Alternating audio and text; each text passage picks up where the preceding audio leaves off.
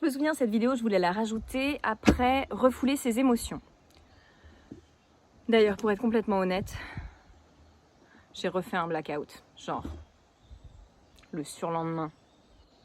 Et j'ai pas été cool du tout.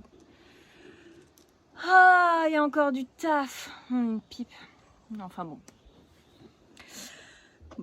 Bref. Tout est juste. Je suis en train de le faire. Je vais y arriver.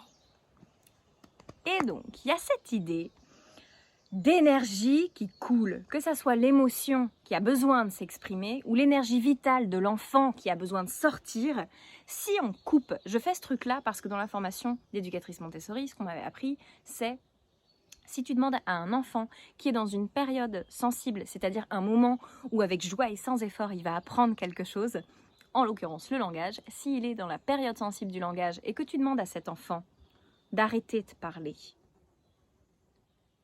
alors que lui, il veut parler, il pose plein de questions, il veut apprendre plein de mots. Et toi, tu dis, mais arrête, chut, attends, on verra plus tard.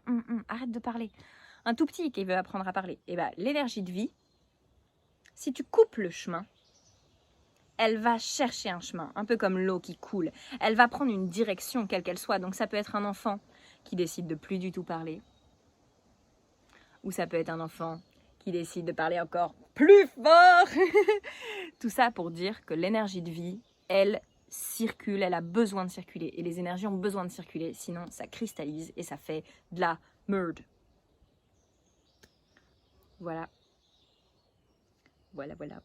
L'énergie de vie qui coule. On ne peut pas stopper l'énergie de vie. On peut essayer de la...